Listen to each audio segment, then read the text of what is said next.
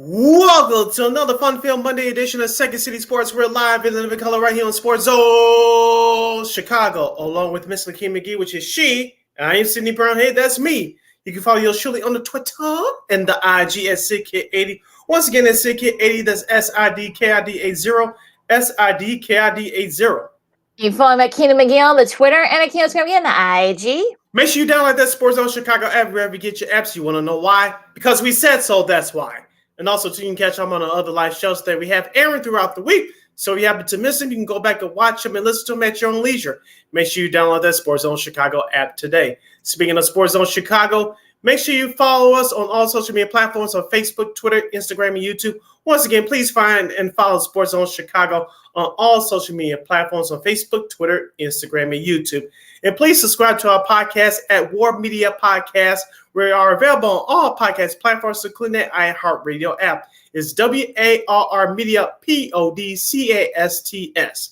And while you're at it, please give War Media a follow on all social media platforms at WARR Media on Facebook, Twitter, Instagram, and YouTube. Once again, that's at War Media, WARR Media on Facebook, Twitter, Instagram, and YouTube. And thank you very much in advance for your support.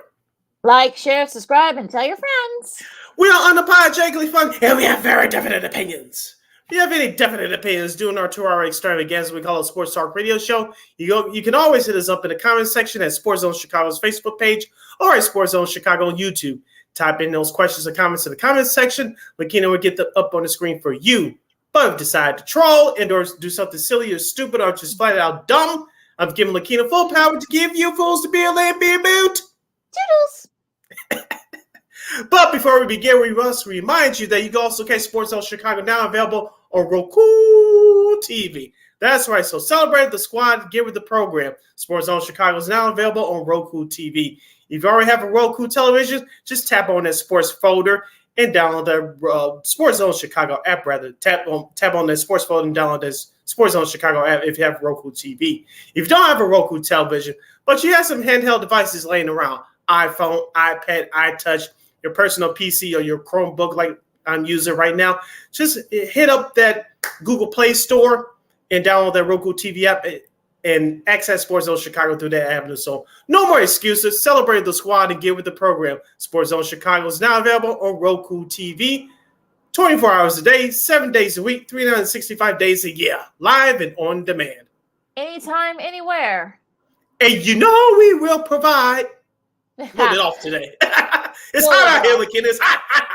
Yeah, I'll say it is extremely hot here and all over the country. So I hope you guys keep your cool here with us here on Second City Sports.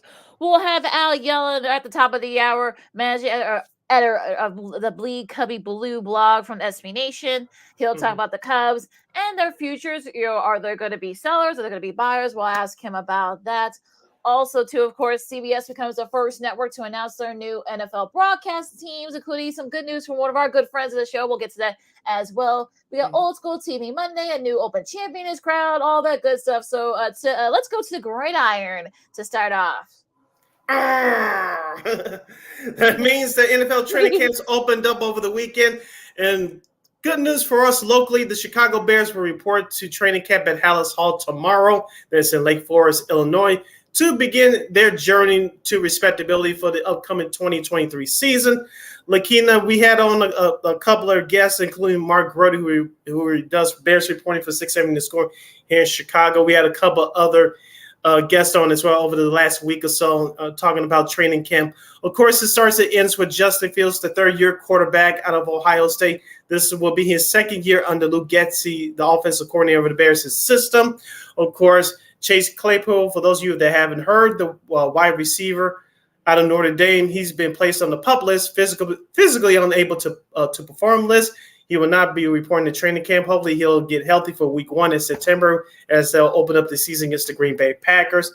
Lakina, outside of Justin Fields, what are you looking forward to this training camp? Because this training camp is going to be magnified and all the other good terminology that cannot enter my brain right now. But this is going to be scrutinized, magnified for the first time in a long time, because this Bears team are expected to improve on their 3 wins that totaled last year.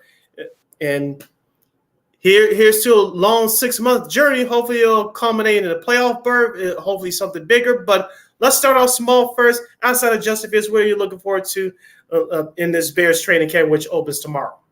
Yeah, that whole line though, I think is still a big question mark. I think for a lot of Bears fans, I know Cody Whitehair is going to be the center this year, full-time center. Well, he's a little bit out of position still, so we'll see how he reacts in that. Tevin Jenkins, can he stay healthy? Braxton Jones show a little bit of promise. It's going to be interesting though. I think look, Nate Davis is somebody that they picked up also to Darnell Wright. We'll see how look, he played a lot of snaps at Tennessee. We've been talking about it since the Bears drafted him. We'll see how he is in front of that old line. Cole Kmet, will this be a breakout season for him? We've talked about the last few weeks with various guests and Darnell Mooney. I know he wants to have this big renaissance. Well, I don't want to say renaissance, but I guess kind of breakout year, I guess, for him as well. And also the defense too. I mean, we know we got the Bears got Tremaine Edmonds. They picked him up, and DeMarcus Walker as well. But I want to see how Eddie Jackson does coming back from injury. I know he was great last year before he got hurt, but you wonder, is the wear and tear starting to show a little bit? Jalen Johnson, can you kind of take that next step too on the secondary side? There's still a lot of questions. And I think, look, there's a lot of optimism, which is great. And I know there's going to be a little bit more of a spring for this stuff. I mean, that Claypool injury is a little bit, because Fields were just working out like a couple of weeks ago, so it's a little bit weird that he's going to be starting on the PUP list. So that's a little bit of concern there. But yeah, I mean, look, cautiously optimistic. I think cautious optimism, I think, is pretty much the phrase that I would use for them. And then look, they could probably win 7 or 8 wins. And look, I said, well, we'll talk about that when we start doing the division previews. But I'm kind of like in that sense of, okay, show me that you're improved. Let's see if you can take that next step. Not just Fields, but everybody, just about.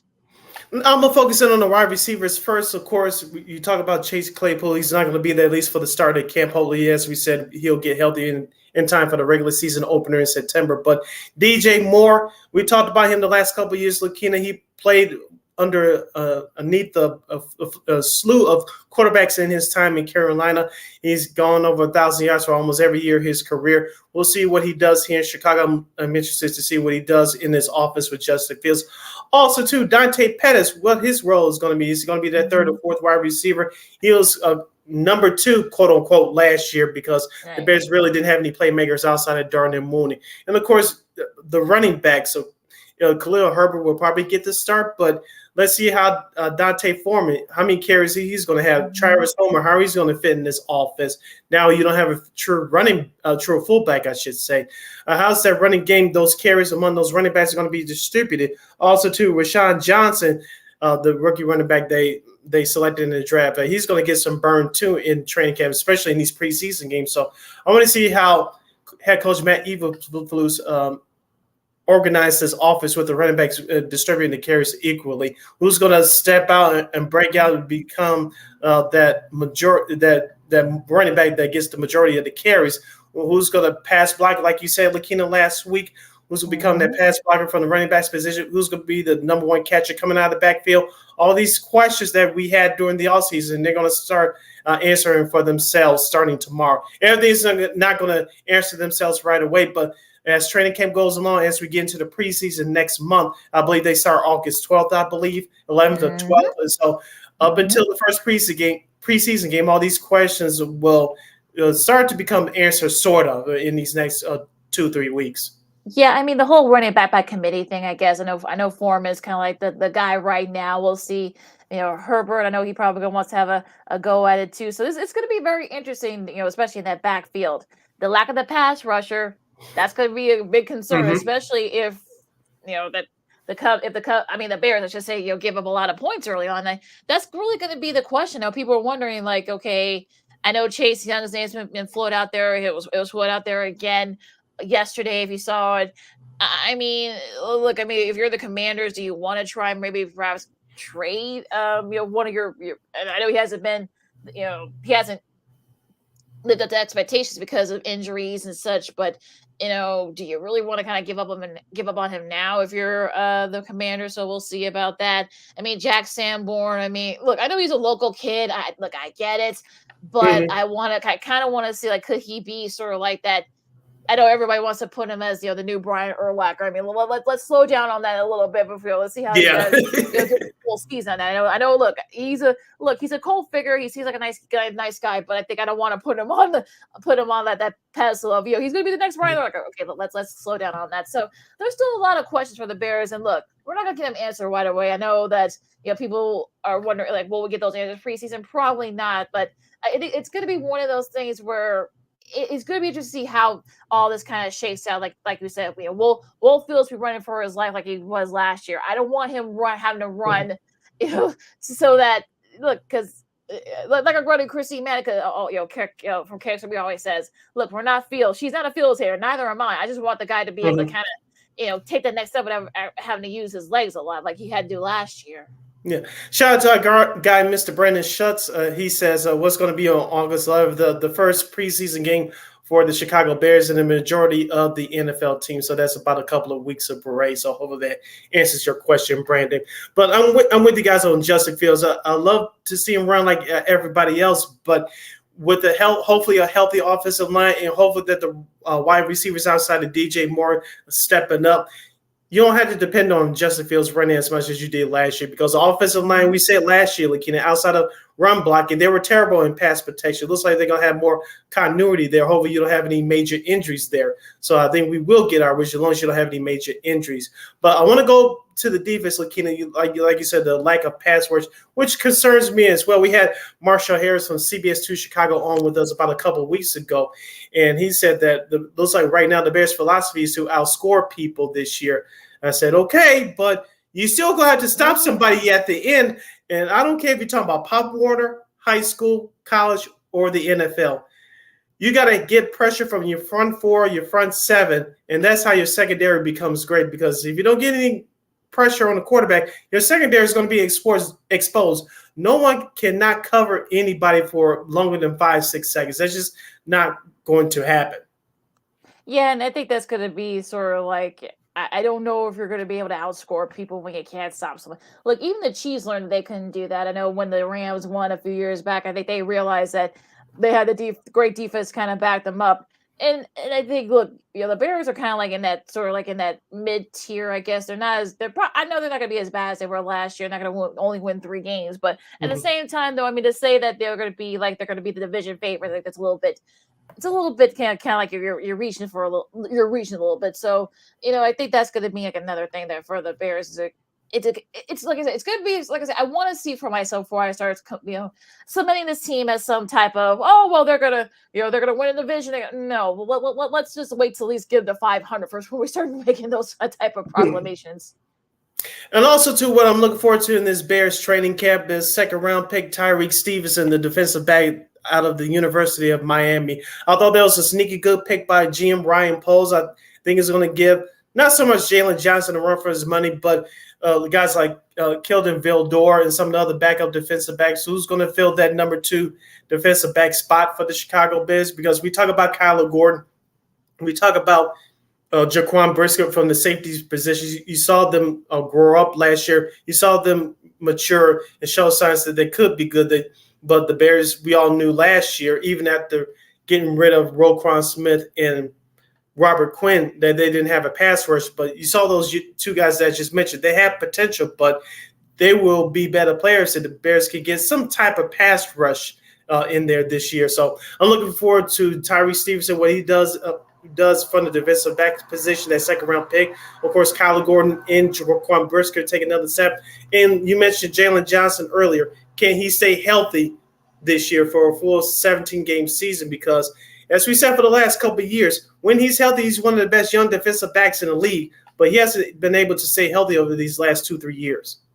Yeah, so it's going to be interesting to see what happens with that. A lot of questions I'm sure we'll get not answer, but I'm sure we'll get a little bit of some answers, as training camp commences starting tomorrow, as the rookies report tomorrow, for Bears camp, and also to the veterans report on Wednesday. So make sure you guys check that out as well over at Hallis Hall. So we're going to talk some more NFL later, but right now we're going to take a really quick break. We're going to talk some baseball locally. Well, you know what? You want to finish up the football conversation after the break? No, yeah, sure. Yeah, because we got some interesting, good, a few minutes to kind of get breaking up here. As there's some injury concerns already with some teams. Also, too, we're gonna talk some baseball as well. I know Sid doesn't want to talk about his White Sox because they got swept by the Twins over the weekend. Of course, we'll have Al going to talk Cubs, and we'll also talk some national baseball as well, as the Orioles are now the leaders by themselves in the AL East, and also two other interesting things happening over the weekend in baseball as well. So lots to do still here on Second City Sports. This hour coming up next. More football talk and baseball talk coming up right after this. This year, my mom got me the perfect bag for back to school. These colorful binders help me stay organized. These headphones are just what I need for studying. These new sneakers are just what I needed for the new year. This jacket is a real must-have. My parents got me the skateboard I wanted. It's pretty cool. These scissors really come in handy in art class. These colored pencils, too. These new socks, they can be a real lifesaver.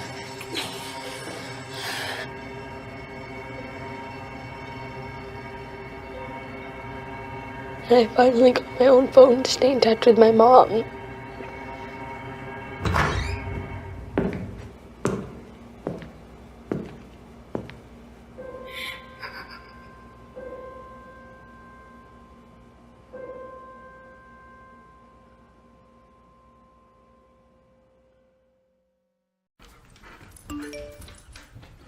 Trisha's having a sleepover tonight. Can I go? I wonder about Lucy's friends. What should I say? I know you're only 10, but one of these days a friend will offer you a drink. And alcohol at your age can lead to so many things. None of them good. So can I go to the sleepover? Lucy, I want you to promise me I something. finished my homework. Bigger promise. If there's any drinking, I want you to say, "No thanks, not my thing." Mom. I promise you, your real friends won't care. Deal? Sure. Really? I promise, Mom. They really do hear you. Did you pack your toothbrush? For tips on how to start the talk, visit underagedrinking.samhsa.gov. A public service message from the Substance Abuse and Mental Health Services Administration.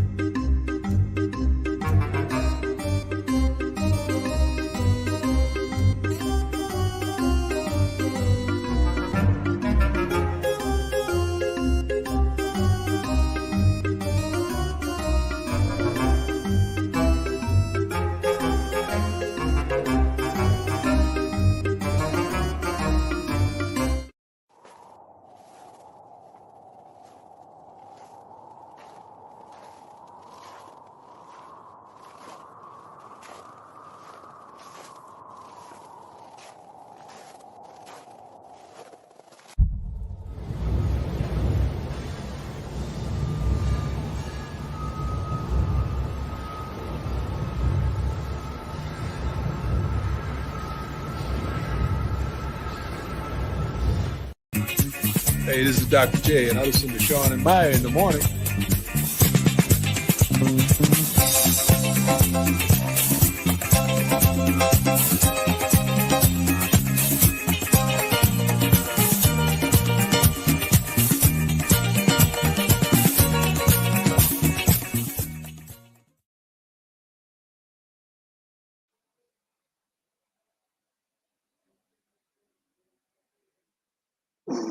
No, brother.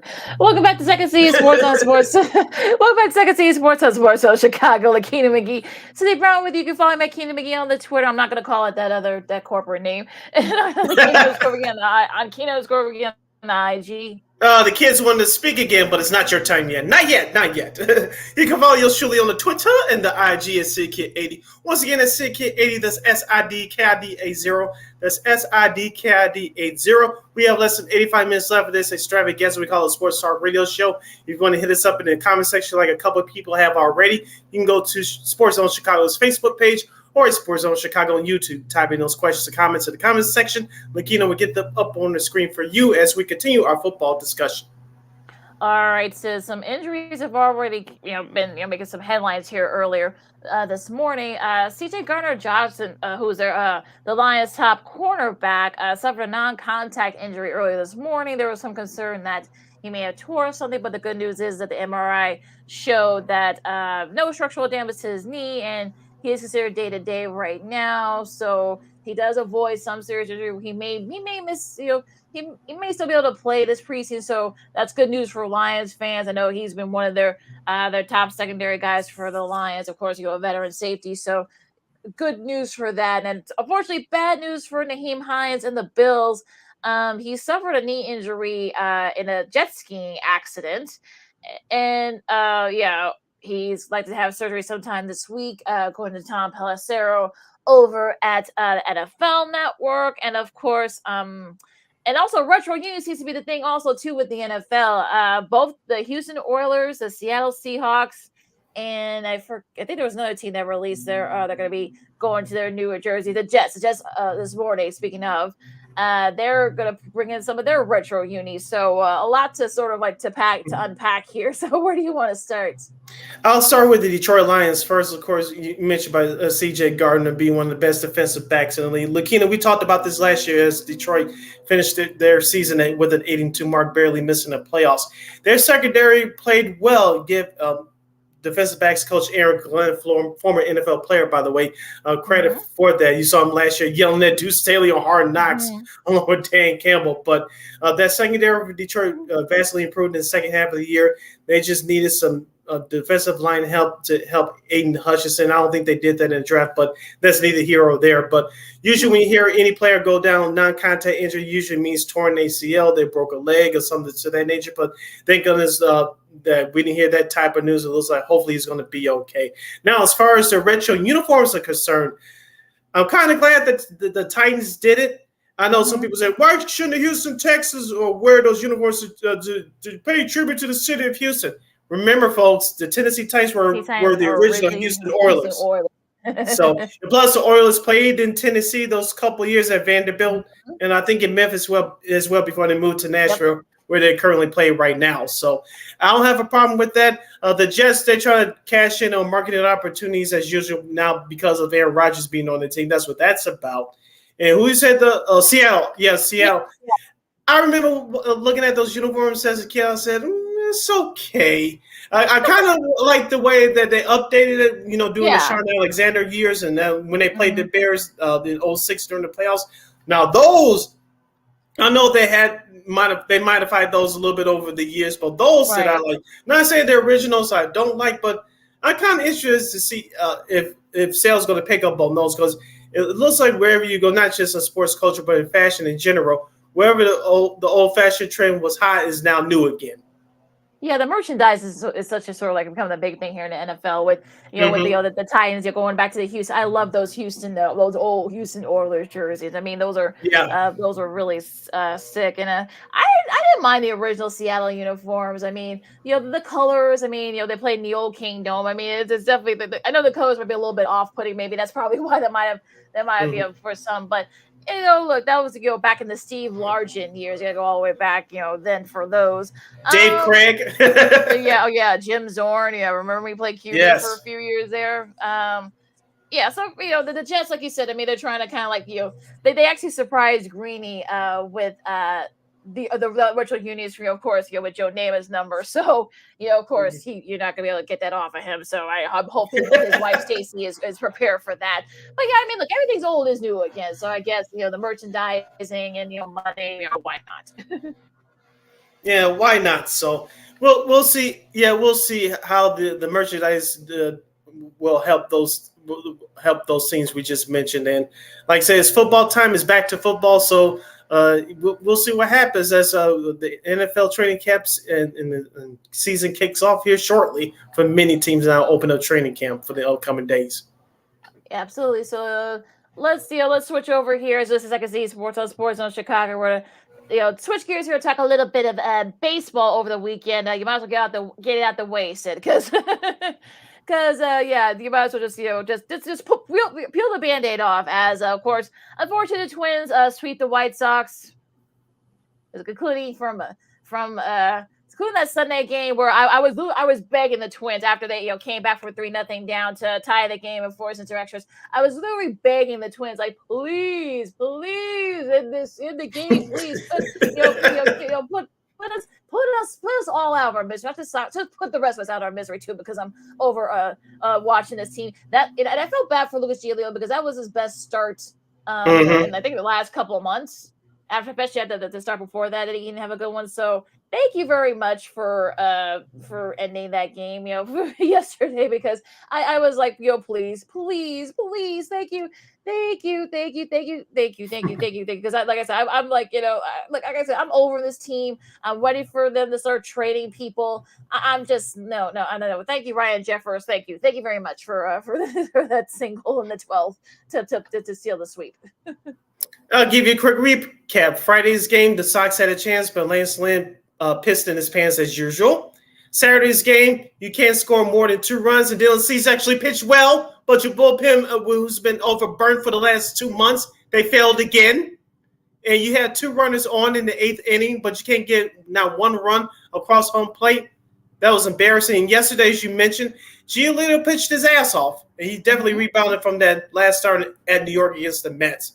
But Tim Anderson, he was supposed to be the hero yesterday, Lakina. He did his job. The White Sox went up 4-3 in the 11th, but Oscar Colas made a great catch, but slipped on that turf, and the Twins tied the game. And, of course, Ryan Jeffers ended it the next inning in the 12th. So, Lakina, for those of you that don't believe us or haven't been watching White Sox baseball, you just look at the highlights for those last 3 games. It tells you what you all need to know about this year's White Sox team. Pretty much a microcosm of this White Sox season. I mean, just, I know they're off today. They play the Cubs. We'll get to them at the top of the hour with Mr. Al Yellon. But it's definitely one of those things where you're just like, I know Elo had a couple of hits. I think he had a home run too yesterday on Saturday. He doesn't need his legs to hit home runs apparently. Right. I'll say that's not but that hasn't really been the problem for Mr. Jimenez. But look, the pitch has been really solid too. Cease had a great start on Saturday, like you said. It was just like, okay, whatever. You can't score more than 2 runs for Dylan Cease. He's been pitching well over the last month and a half. You can't not score more than 2 damn runs. Look,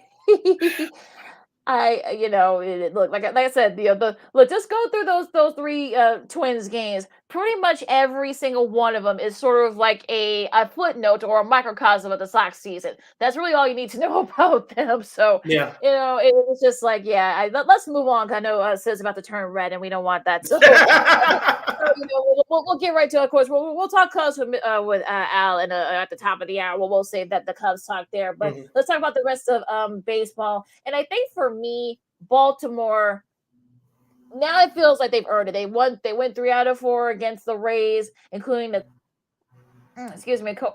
thriller on both Saturdays and these games were actually pretty. But there was Saturday's game was actually a real thriller. But the yesterday's games are pretty good too. Of course, thanks to Gunnar Henderson and Ryan O'Hearn, they homer. Sealing that 3-4 wins series win against the Orioles, and I guess the Rays, I should say, for the Orioles. And it's sort of one of those things where, like, can they hang on? That's a totally different question. But I think for right now, look, I told you, Sid, once the Rays kind of started falling off a little bit, and the Orioles were starting to rise, even though they did move. They had a little bit of a rough start last week, but they are starting to kind of get it going.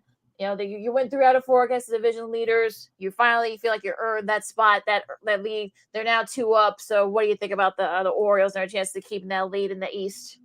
I think it's a pretty good chance for them to keep that lead because we talked about it all year, Lakina. Their offensive lineup. I know Cedric Mullins, their original leadoff hitter, is on the shelf right now due to injury. Yeah. Of course, Gunnar Henderson, as you mentioned, who homered yesterday, has really picked up the slack in that third baseman and leadoff position. I saw a stat during their postgame show yesterday, courtesy of Masson, the Baltimore TV flagship station. During his first 42 games, he batted .247 with, I believe, 4 home runs. But in the last 47 games, he's picked it up with .282 batting average, 12 home runs, and I believe 47 runs knocked in. So he's really picked it up. He made an impact last year when he came up late in the year. with more playing time this year, you're starting to see his potential. But that Baltimore club is that lineup is tough to get out, and it's going to be even tougher if they keep on this even keel as we wind down July and go into the dog days of summer in August. Now, as we said before for the last few weeks, I'll say it again. Their management, I'm not going to sit here and say they need to mortgage their future because I don't think they're going to do that, but they need to pick up a veteran starter. Mm-hmm. Yeah, I know the young pitching has improved in spots this year, but they need a veteran starter to get them to the next level. Well, I'm not going to sit here and say that Giolito should be, because I think he's a little young to be, you call it a veteran, but at the same time, though, I kind of feel like they need to kind of like that veteran starter to kind of like get them over the top, because I think they're going to need that, especially, as if they want to get, advance more and more into the playoffs. So we'll see what happens here. Now, staying in the AL for a second, and if we don't talk about our buddy Brandon's Houston team, you win 3 out of 4 against the A's. I mean, look, it's sort of one of those things where you're kind of like, they could have easily lost that last game. Sorry, Brandon, but it is true. Mercutio Dubon's home run in the 9th, that kind of helped them, that cause there. But look, you do what you're supposed to. You take the series against one of the worst team, if not the worst team in the league, and you get to you play Texas again starting tonight. So we'll see if they can kind of knock get some ground here. They had a pretty Texas didn't really have the best weekend, but what do you think about the Astros and their chances? As I said before, Keenan, they're going to have to pick it up offensively. I know they only scored more than 3 runs once this week. I believe that was Friday's game. They won 6-4. But they're going to have to get it done offensively because they started pitching is up and down right now. Of course, they have injuries galore. But Kyle Tucker's going to have to pick it up. Jeremy Pena, last year's World Series MVP, has to pick it up. Like you said, Dubon's got to pick it up. So they had to get it done offensively until they get some started pitching. Hopefully their management will make an acquisition for a veteran arm, a starting veteran arm at the deadline. We'll see about that. You mentioned about Texas. I did get a chance to watch some of their game yesterday against the Dodgers. Nice Sunday home uniforms, by the way, with that powder blue. I really love those. But Texas got blasted in the first 2 games by the Dodgers, but they had enough pitching, had enough offense to hold off the Dodgers yesterday. So as we said before, Lakina, I think Texas has played well, and they deserve to have, I believe, is currently a 3-game lead in the AL West. But I said Houston can make a charge, and they can. As you mentioned, they'll start their 3-game series down, I believe, in Houston. Is it in Houston? Is it Houston? Okay. It's important, a 3-game series in Houston tonight. And Houston is smelling blood in the water. So for Texas, they got to tighten it up here.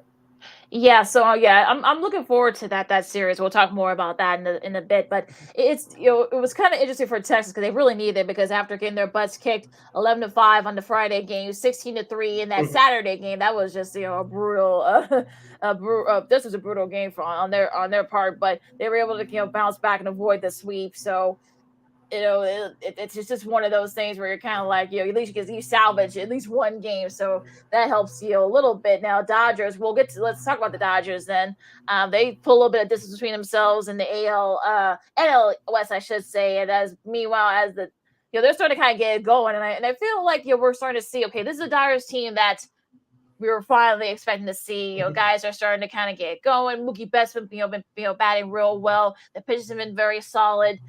They probably are going to have to maybe get them another mid reliever. So, I think for the Dodgers, this should definitely help. You sweep, you take the majority of series against one of the, your fellow, division leaders. So I think that should help them a little bit. But I think this definitely was a really good series win for the Dodgers.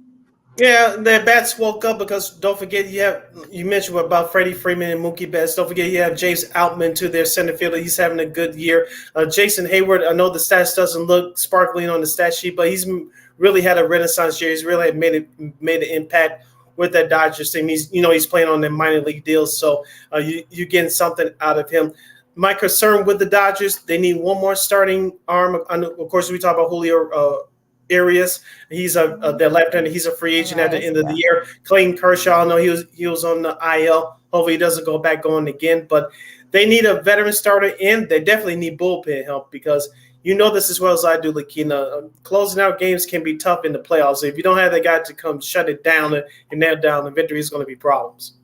Absolutely. And I want to give a shout out to Freddie Freeman in that Saturday blowout game. He became the first player in Dodgers history to have 20 home runs and 35 RBIs before August. So already making an impact there with the Dodgers, Mr. Freeman is. And look, staying in that division, the Diamondbacks, unfortunately, they get swept by the Reds, and I don't want to say that this is starting to the wheels are starting to kind of fall off a little bit for the Diamondbacks, but I know Eli De La Cruz, I think he had another home run. He is very exciting young man to watch. I'm wondering, I'm afraid he may not this season, but I'm thinking about next season once guys start getting tape on him and such. Could this be kind of like will he kind of like lose his power? He recorded his 5th home run on yesterday. He tied Barry Bonds, who did in 1986 for the second fewest games, needed to reach 5 home runs and 15 stolen bases since 1900, reaching the mark in his 40th career game. We're talking about De La Cruz, and Gary Redus did it in 27 games. In 82 and 83, Bonds, I should say, did it in his 40th career game. And of course, Gary Redus did it in 27 games back in 82 and 83. So, on the flip side here for Cincy, I mean, Cincy, we'll talk about the Brewers in a second, but I feel like Cincy, I don't know what to think about. Cincy, I should say. So it's going to be one of those sort of things where are they going to mortgage their future? I mean, look, they got a lot of, we've been talking about it for the last few weeks with how much great young talent that they have. But I'm wondering, are they ready to win now? And I think that's going to be the $1 million question. Yeah, you just took the words right out of my mouth. As we mentioned for the last month or so, they have great young talent. Jonathan India, of course, Ellie De La Cruz. Of course, you have veteran Joey Votto, who made his return a few weeks ago. So they're playing off of raw talent and emotion right now. Their bullpen is not too bad, but their starting rotation is not the greatest.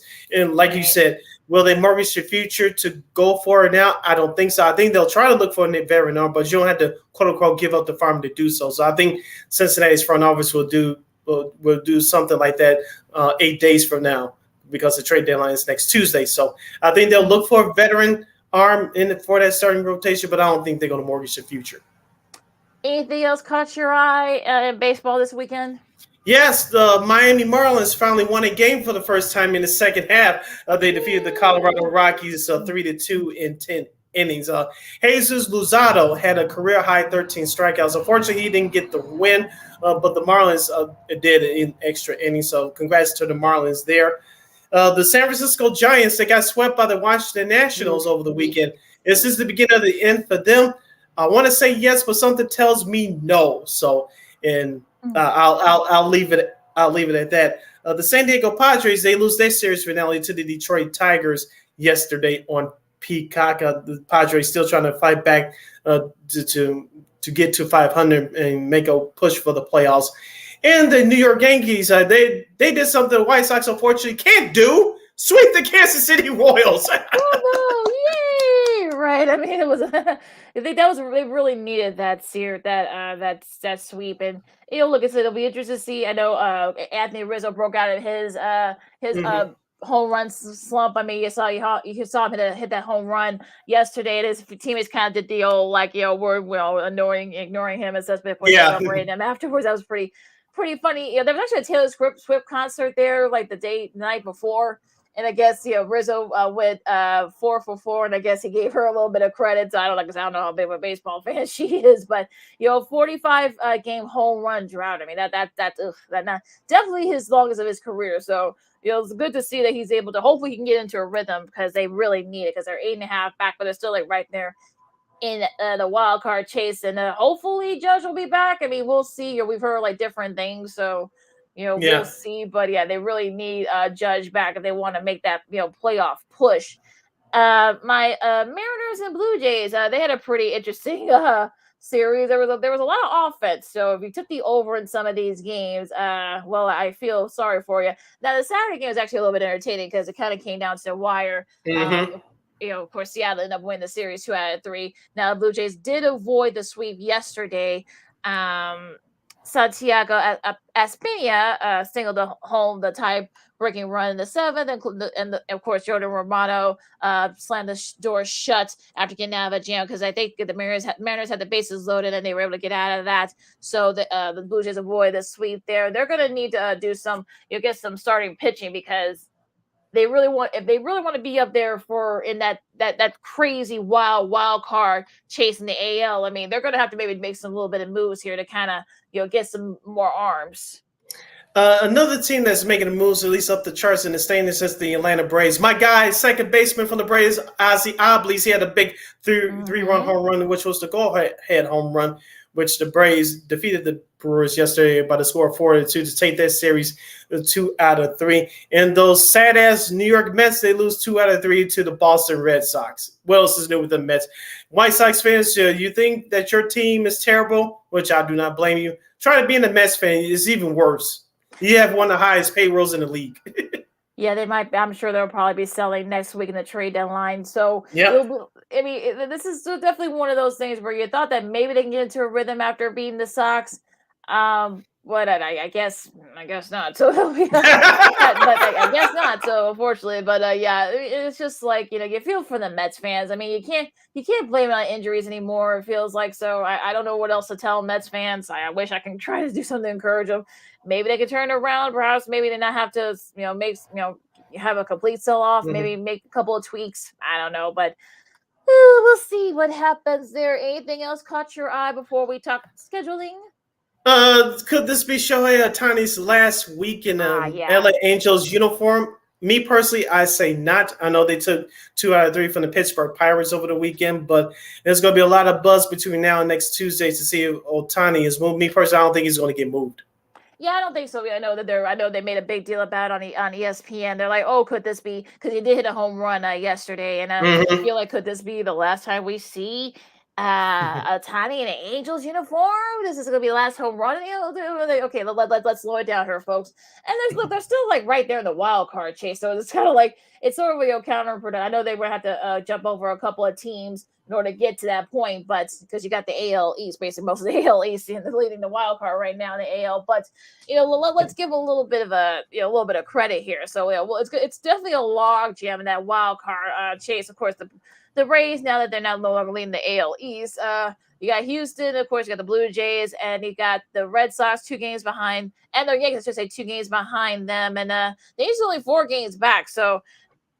And the Mariners are 4.5 back, so it's going to be there's going to be a lot of log jams here. So, actually on both fronts, because I guess the NL wild card is pretty jammed as well. There's only a half game separating the Giants and both the Phillies, the Marlins, and the Cubs are 5.5 back, but still, I mean, if you're the Cubs, you want to win that division, the NL Central. So, still a lot to be decided here in some of those wild card races. Yeah, as we near the top of the hour, we'll give you the schedule for tonight and tomorrow as the series for the week gets started. Of course, the Giants and the Tigers in the makeup game right now for Motown. Tigers lead that game 2-0. Of course, or the series starting tonight. Baltimore at Philadelphia, Colorado at Washington, Kansas City at Cleveland, Lakina, Seattle Mariners at Minnesota against the Twins, Cincinnati at Milwaukee, St. Louis at Arizona. Of course, the big Texas series between the Rangers and the Astros, and the Pirates and the Padres will start tonight. And a big interleague series tonight starts in Los Angeles between the Blue Jays and the Dodgers. And rounding out this week's series, the Angels and the Tigers, they start their series tomorrow. And a lot of interleague stuff. You got the Mets and the Yankees. The first game of that series, 2 game will be on TBS. You got Atlanta and Boston. That should be an interesting series as well. Of course, you got the red light series, as we call it here, the Cubs and the White Sox. We'll talk to Al about that in a second. Pittsburgh and San Diego. Well, yeah, no, you did that one. Oh, Oakland and San Francisco, the Bay Area series. So a lot of inner city series, I guess, are happening right now. Yes. And so that is your schedule for MLB for this week. Oh, and the baseball game of the week for Wednesday. This is this time of year will be the second game of that. Well, the third game of that Atlanta and Boston series. That'll be on ESPN on Wednesday. Okay. Stay tuned for more sports and more fun as Second City Sports continues with Mr. Al Yellon of Bleed Cubbie Blue, Chicago Cubs blog from SB Nation. He'll join us to break down the men in blue and what their future prospects are for this weekend for the next week's trade deadline. You're listening to Sports Zone Chicago. No, I don't know though. I'm scared. I mean, you're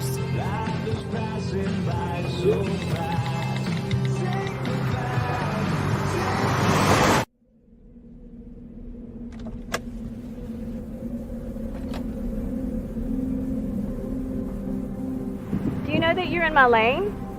No, not at all. Are you not paying attention? Are you texting? I was just checking in with my mom. I was telling her that I thought we'd be home by 6. It's okay. There's enough time. Just pay attention. I'm not even halfway through my text. There's no way. I'm not even going to look up. My babies are in the car. You have to pay attention. It's just supposed to be a quick text. I'm so sorry.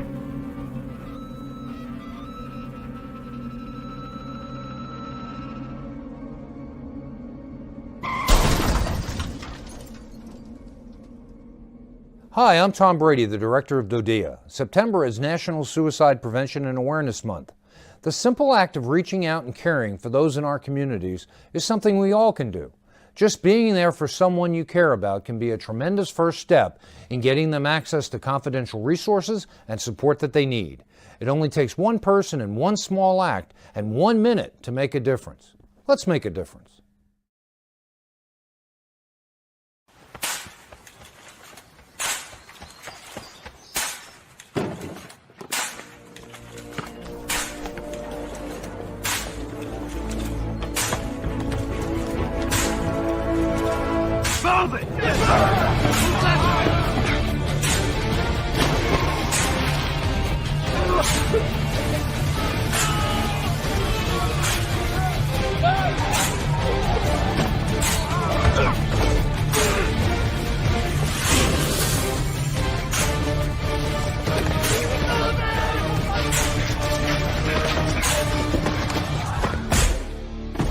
Many will hear the calling. Few will earn the title. United States Marine. The few, the proud, the Marines.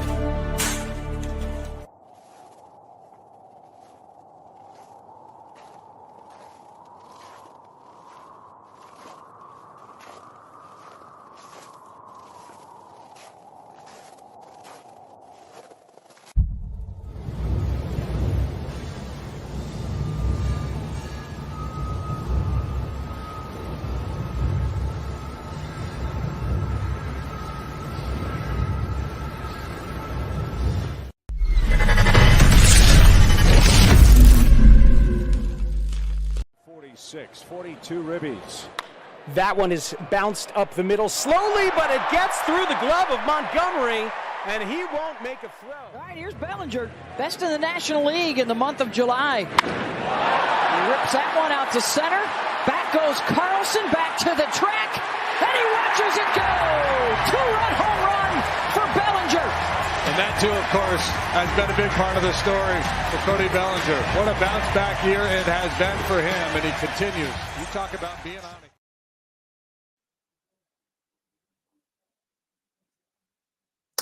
All right, and those were highlights from the Marquee Sports Network over the weekend as the Cubs take 3 out of 4 against the Cardinals, keeping their playoff hopes alive, albeit slim if depending how you look at it. Welcome back to Second City Sports on Sports in Chicago. Like Keenan McGee, Cindy Brown with you. You can follow me at Keenan McGee on the Twitter. I'm not calling that the X, whatever that you call it. And Keenan Score McGee on the IG. You can follow yours truly, Sydney Brown, on the Twitter and the IG at SidKid80. Once again, it's SidKid80. That's SIDKID80. That's SIDKID80. We have less than an hour left of this extravaganza. We call it Sports Talk Radio Show. You have any questions or comments, especially for our next guest, you can always go to Sports Zone Chicago's Facebook page or Sports Zone Chicago on YouTube. Type in your questions or comments in the comments section. Look in and we'll get up on the screen for you. And to kick off hour number 2 of this fabulous program, we're going to discuss the Chicago Cubs and their successful week last week and what's it mean for them going forward, and a whole lot more.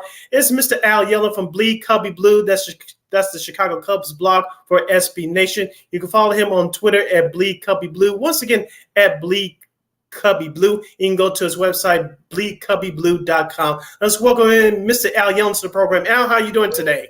I'm good. How are you doing? We're doing just fine. We just played no applause needed. Oh, it's a little thing we do. It's a little weird thing we do. Go ahead, Sid. Yeah, we just played the highlight, kicking off hour number 2 with Cody Bellinger. He had a heck of a series against St. Louis. He's having a heck of a month of July, of course, batting 452 with 7 home runs and 22 runs knocked in.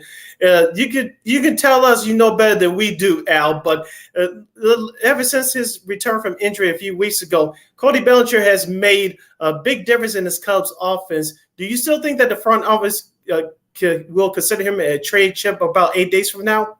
Well, there's a lot of things that can happen in the next 8 days. The Cubs are still on the, kind of on the fringes of the wild card race, fringes of the division race. If they can make a good road trip to the south side and also to St. Louis, they can stay right in those races. And then, you don't trade your best player. It's crazy. Mm-hmm. I think they got to not only keep him, but think about trying to get him signed to a long-term deal.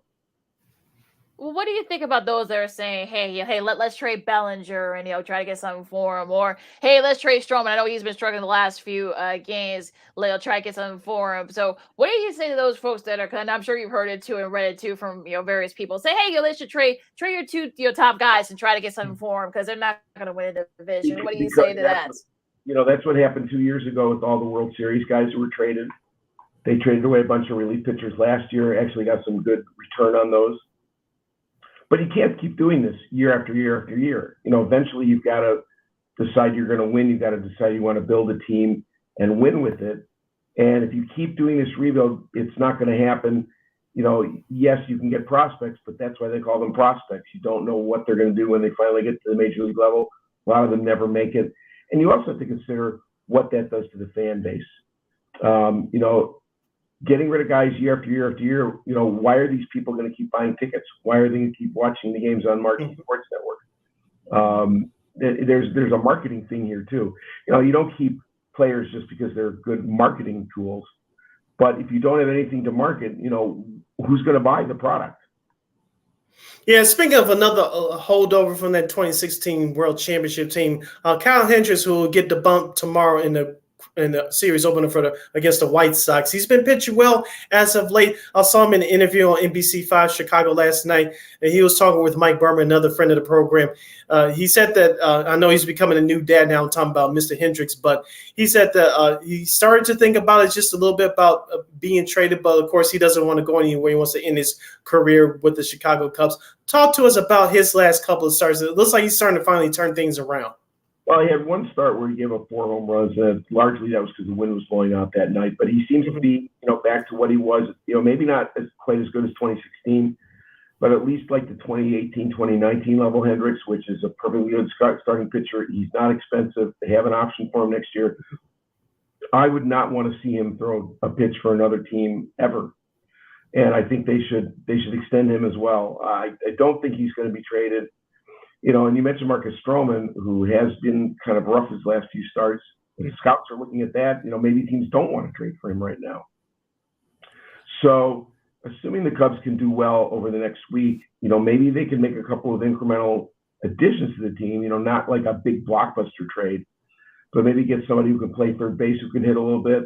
Maybe add somebody to the bullpen and go for that division. It's interesting that Dansby Swanson pointed this out the other day. 2 years ago, when the Braves had played 99 games, the same as the Cubs have right now, their record was the same as the Cubs right now. They were 48-1, and they went on a roll. They made a couple of small acquisitions, and they went on a roll, and they wound up winning the World Series. I'm not saying the Cubs can win the World Series this year. Playoffs are always a crapshoot, but I think when you have even a small chance, you kind of have to go for it and not quit. Justin Steele has been a revelation for the Cubs this year. Do you think he can kind of make a case for maybe the NL Cy Young? You can make a case. He's had a couple of rough outings lately, but generally he's been very good, made the All-Star team. There's another guy who the Cubs should think about locking up long-term, because if you wait and he has another good year next year, well, that's going to get a lot more expensive. So, lock these guys up before they get expensive. That's kind of the way I would do it. Yeah, we're speaking with Al Yellon. He's the editor-in-chief of BleedCubbieBlue.com, part of the SB Nation Network, right here on Second City Sports. Silly Keenan hanging out here with you right here on Sports Zone Chicago. Al, let's turn over back to the offense. Christopher Morel, ever since he was called up back in early May, he's made an immediate impact. Struggled a little bit. It looks like his bat is starting to pick up again. Can manager David Ross find a permanent position for him? Because I get it, with young guys, you want them to be versatile. But if I was a Cubs fan, I would be annoyed about playing Christopher Morel at different positions. Can you just find him one position, let him stick to it? That's just me speaking. Well, see, the problem with Morel is that all the positions he plays are really taken by other people. They have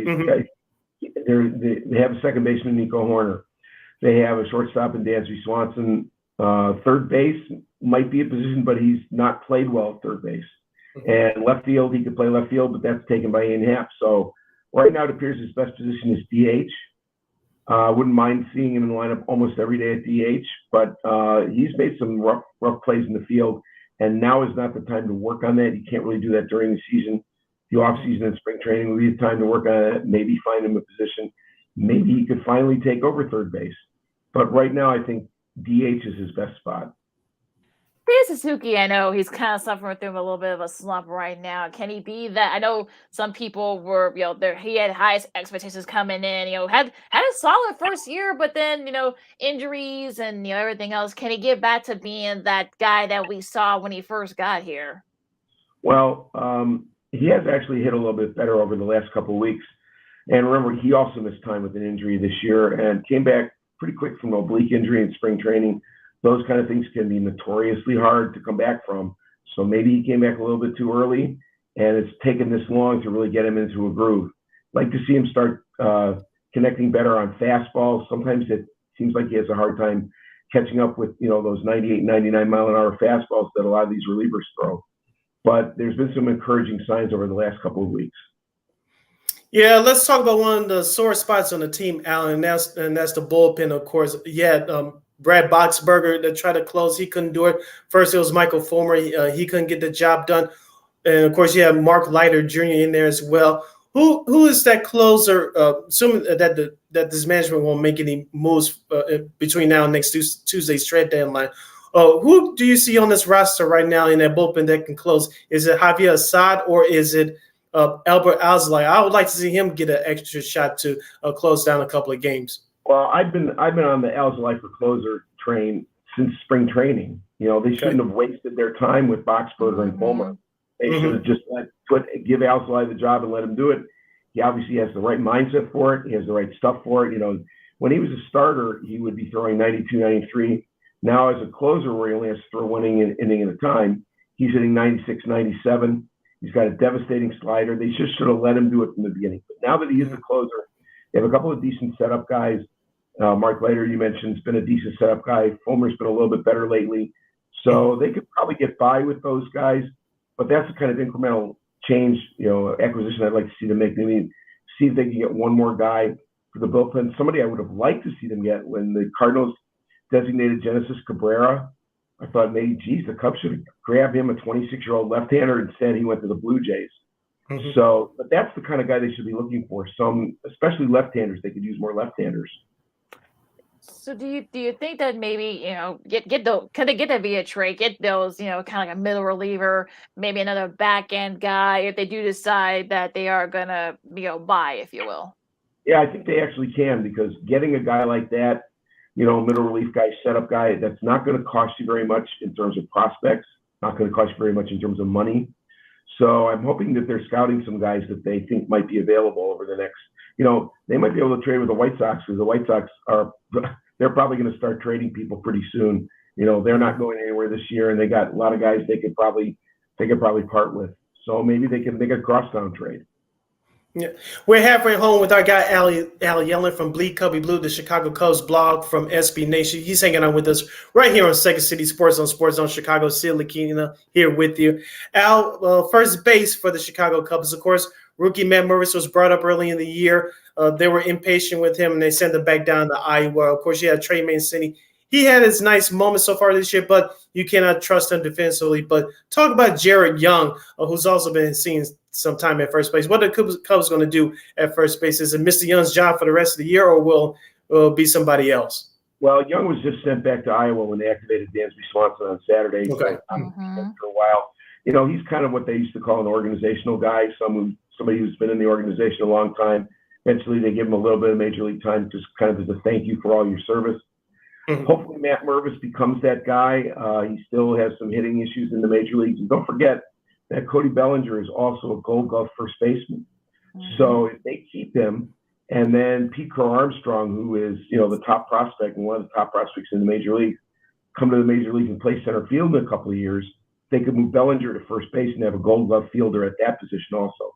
It's yet another reason why they have to keep Cody Bellinger. Dansby Swanson has been a great pickup. I think, you know, more worthy of that contract he got. How, you know, we know that he has a World Series ring, so this isn't a guy that, you know, knows how to win and stuff. How much has he brought to the table for the Cubs this year? Well, he's definitely brought that winning attitude, and, you know, not just on the field but in the clubhouse. Watching him play defense is just, you know, an absolute pleasure. There hasn't been, you know, even Javi Baez when he was the Cubs wasn't as smooth as Swanson is. You know, he gets to everything that's in his range and some even out of his range. His hitting is okay. You know, it's not as great as maybe we would have hoped, but it's been all right.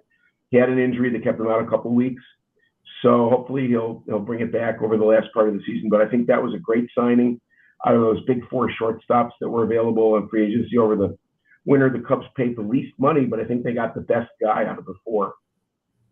And let's go to the outfield and talk about Ian Happ. Of course, he was rewarded with a huge contract extension in the offseason. Of course, he's right now the second in the National League in outfield assists, but his bat has been kind of up and down so far this year. How confident are you that Ian Happ can turn it around at the plate? I remember 2 years ago, Ian Happ was hitting 160 in August, and they were about to bench him. And instead, they left him in the lineup. He had a fantastic August and September, wound up hitting about 250. And hit a bunch of home runs. So I'm hoping that that'll be the case also. His defense has been a little bit shaky, but lately it's been a lot better. He's had eight outfield assists this year, could possibly win another Gold Glove. But yeah, that is important. It's really important for them for that to get going for this offense. David Ross, you know, I know he's kind of a polarizing figure among Cubs fans. Do you think, is he going to be the manager for the future? Is this sort of like, you know, like a lame duck season for him? What do you think? Yeah, because I'm sure there have been like various other people who said different things. Not a lame duck season at all. They just gave him a contract extension last spring. He'll definitely be here through next year. They have an option for 25. You know, you can criticize his lineup selections or his bullpen choices every now and then, but you know what? Fans do that about any manager for any team. You know, it's never good enough. You know, unless you're winning 2/3 of your games, which is hard to do. You know, even when Joe Madden was here and they were winning the World Series, people complained about what he did sometimes. The one thing about David Ross that makes him an excellent manager of people is that he has his players playing hard for him every single day. And not every manager can do that. You know, just for example, just look at the team on the South Side. They got a new manager who was very highly regarded coming in. That team looks like they're in complete disarray. But David Ross knows how to motivate players, and that's a real important thing for a manager. In some ways, maybe more important than, you know, just who you pick in the bullpen that day or who you put in the lineup. And he's a real good manager at motivating players. Yeah, speaking of catchers, Al, of course, David Ross is a former catcher, but I assume that Miguel Amaya is going to be the future catcher of the Chicago Cubs because you look at their depth right now. Of course, Ian Gomes had that big hit yesterday. And of course, they had Tucker Barnhart. But talk about Miguel Amaya. Do you think he's going to be the catcher of the future for the Cubs, or will they try to acquire a new catcher this offseason? No doubt Miguel Amaya is the catcher of the future. Could be the catcher of the present pretty soon. I'd like to see him get more playing time. He can obviously hit major league pitching. He doesn't seem intimidated by that. Maybe he needs a little bit more of work on his plate blocking. There were some pitches that got away from him over the weekend. But in general, and this is a guy who missed most of the last 2 years with injuries. So he's been able to come back and produce at the major league level without a lot of experience at AAA.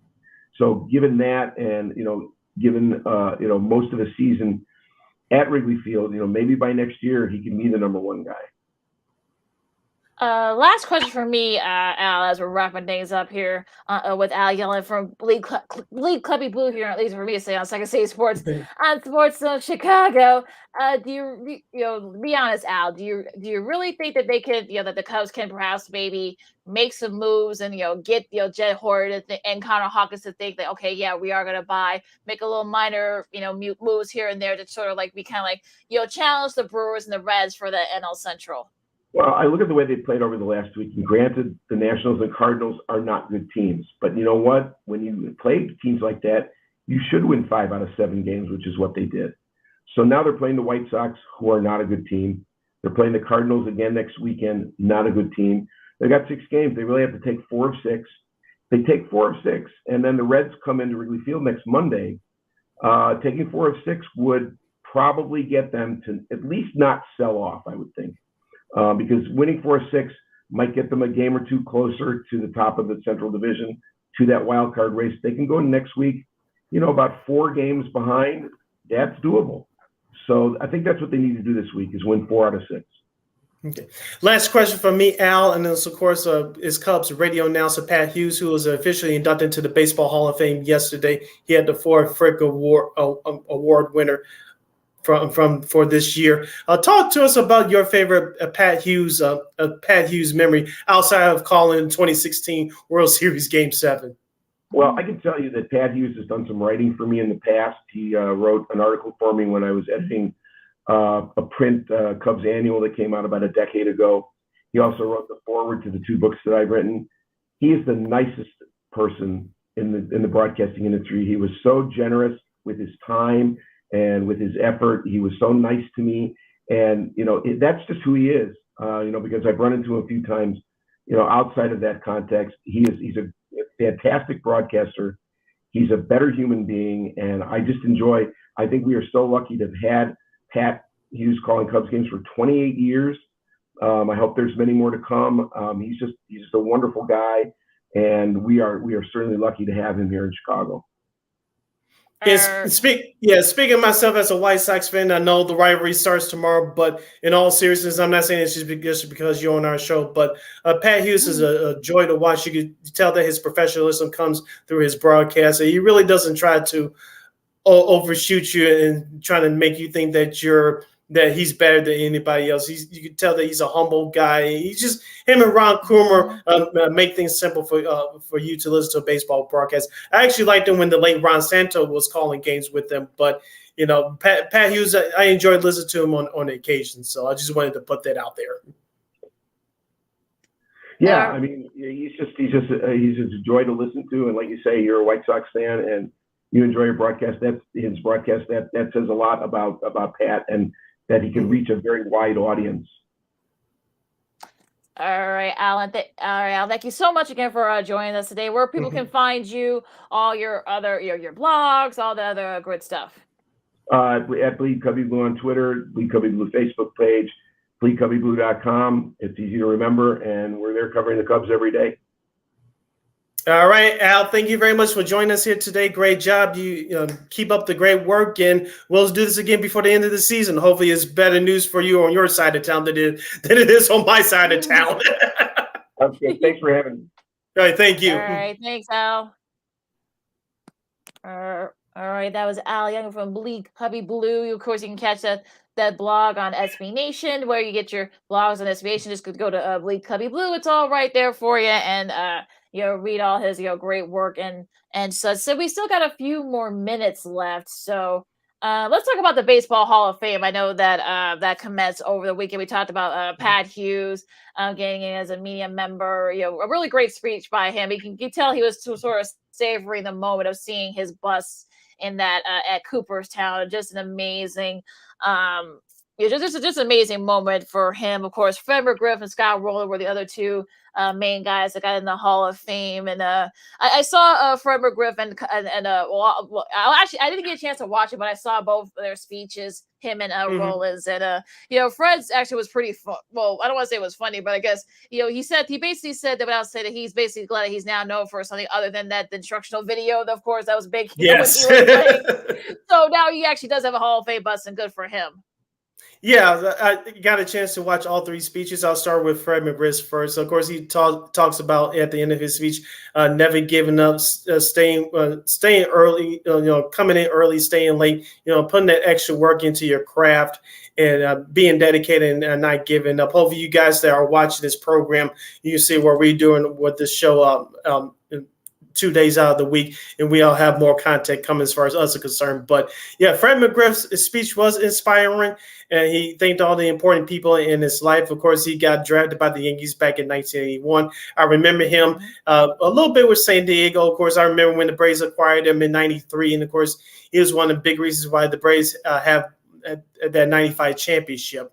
When they beat the Cleveland Indians at the time. So he was a bit back. Of course, we remember him looking in Chicago. He was part of the Chicago Cubs team back in 2001 and 2002. Remember 2001, that team almost made the playoffs, but they had a bad August. And so they kept that team from qualifying for postseason. They would do that, of course, a couple years later under then new manager Dusty Baker. But Fred McGriff had a great career with 19 years, homer 30 had 30 home runs 10 times. That's almost half his career. And that's definitely unheard of these days. Like I said, his speech was good. Scott Rowland, so I think his speech was a little bit better, not to diss McGriff's because his speech was inspiring, but Scott Rowland, I guess, tried to show his humorous side. I'm glad he made an attempt at it. And I thought it was very good. Of course, he thanked his family. He thanked all the teams that he played for. I forgot he played for Cincinnati the last couple of years of his career in Toronto. I forgot about those last two stops. I remember, of course, him with Philadelphia. Of course, that's one of the toughest sports towns in America. Of course, he succeeded there. Unfortunately, those teams that he were on did not. But you guys curse Shelley about that. That's a whole nother issue. But Scott Rowland, of course, had a great kickstart to his career. Of course, he moved over to St. Louis, played in 2 World Series, won one back in 06. I forgot he was part of that 06 team, Lakina. I remember him back in 04 when they lost to Boston. But he was right in the middle of his prime of his career. He was one of the best third basemen at that time in Major League Baseball. Of course, that was in that era where offense was king. And so he deserved to be in the Hall of Fame. Yeah, he did try to do a little bit of stand-up comedy, I guess, with some of that, a little humor there. But because we know that, I think some of his teammates kind of shared that, it was a little bit pretty funny. We saw a little bit of that yesterday. So you look three if you count, of course, Mr. Hughes.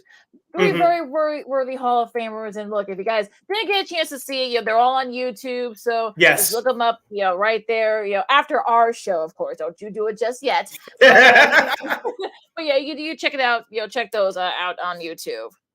Yeah, real quick about the Pat Hughes speech. His speech was a first-class speech. Of course, he tried to make it about everybody, not just himself, which I thought he did a great job at. He said, I think all three of them said that you don't get there by yourself. You need a lot of help. And that's true with anything in life, not just what we do, but what you guys do out there in your daily lives. No one gets there by themselves. And, of course, Pat Hughes thanked a whole lot of people that helped him a long way, including our good friend Mark Brody.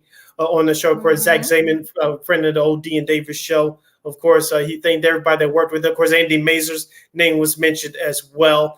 Of course, Mitch Rosen, the program director at 670 Score in Chicago, his name was mentioned as well. So, and I like the way that Mr. Hughes entered his speech, even though, I'm getting caught up a little bit too much in the whole rivalry that'll start tomorrow. But Pat Hughes ended his speech, I thought, in perfect fashion. He said, I'm just paraphrasing a little bit. I just want to say that I want to get a chance to do this at least one more time in my career before I hang it up. The Chicago Cubs win the World Series. Thank you all.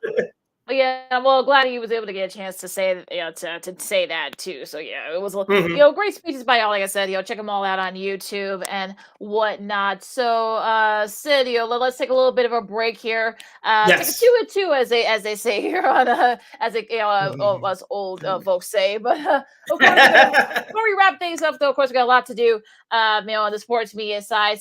CBS becomes the first network to release their NFL announcing teams, including some good news for another friend of the show. We'll talk about that. A new open championship is crowned in golf. Champion is crowned in golf.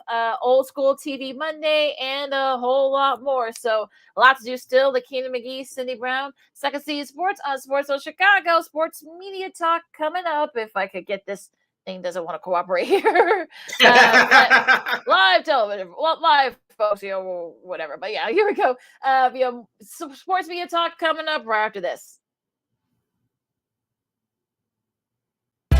This year, my mom got me the perfect bag for back to school.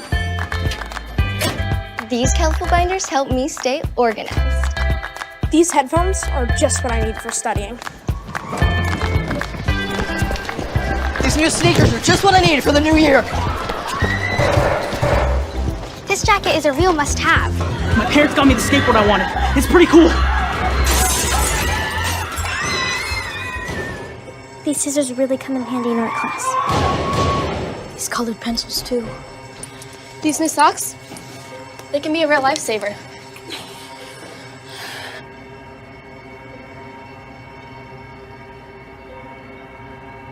And I finally got my own phone to stay in touch with my mom.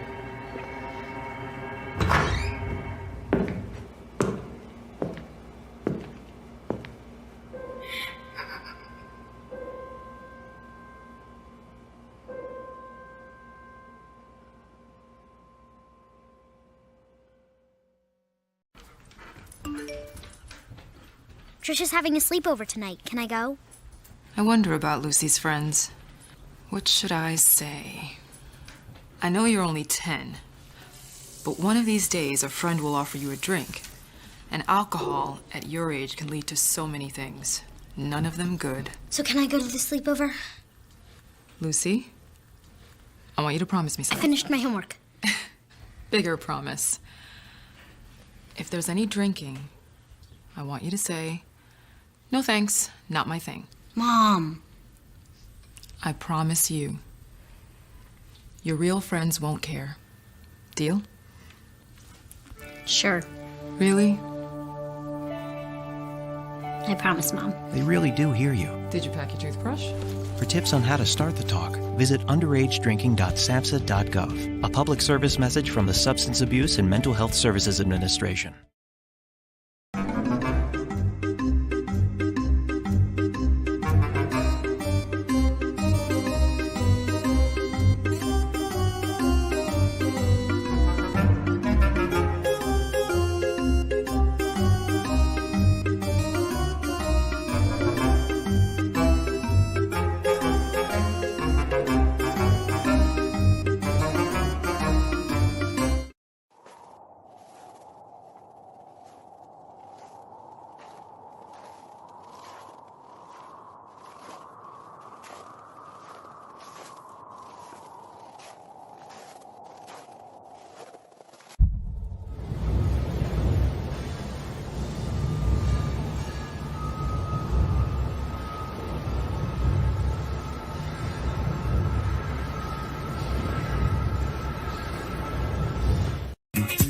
Hey, this is Dr. J, and I listen to Sean and Maya in the morning.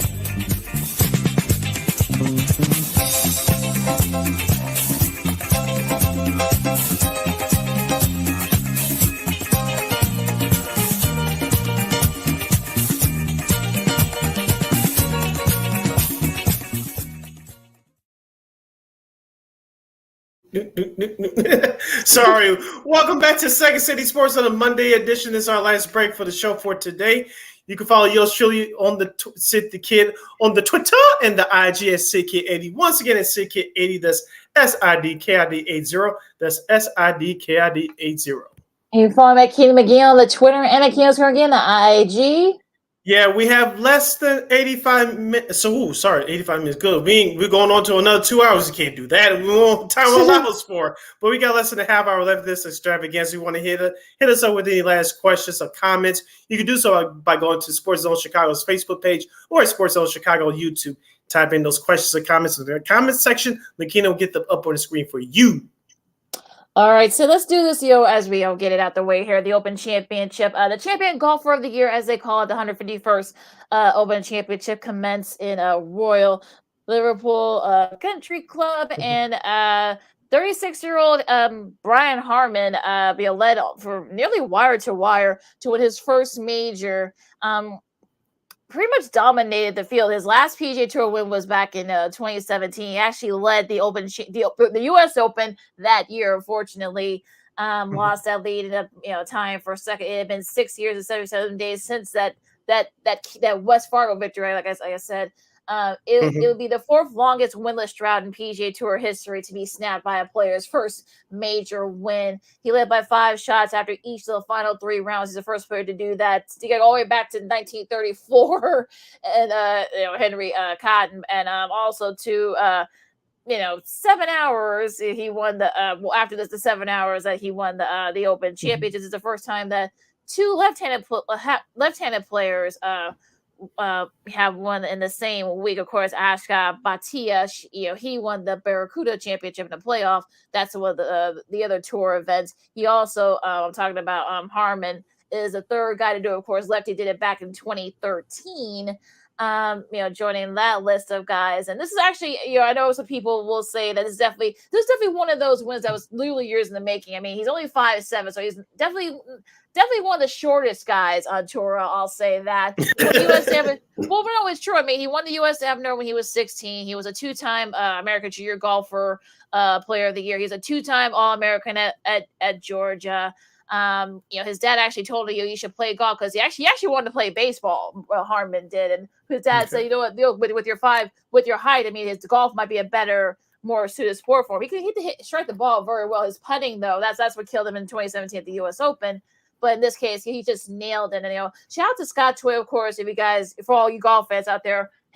Helped his older brother Bob win the PGA Championship years ago. He was back on the and the caddy bag for Harman, and just a really great performance by Harman, and that's why you saw some various articles say this was literally years in the making. Harman's first major win.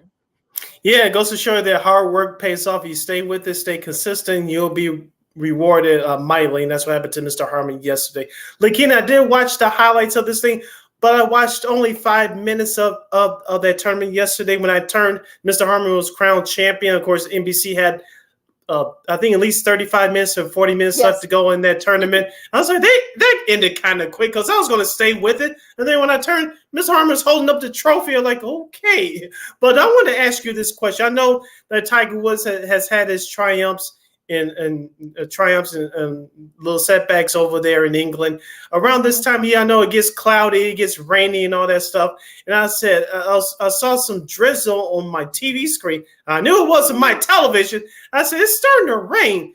I said, I know it's not raining a little bit harder than I think, right? Why? Maybe it's just me. I don't know. I know the weather doesn't look that great sometimes over there this time of year, but why didn't at least postpone the event, or at least not cancel it all the year, because I know there's too much money on the line, but at least hold off on the event, because it looked like it, at least obviously on TV, but it looked like it was just a little bit too much. Welcome to the Open Championship, Sid. I mean, this is actually normal pretty much for them.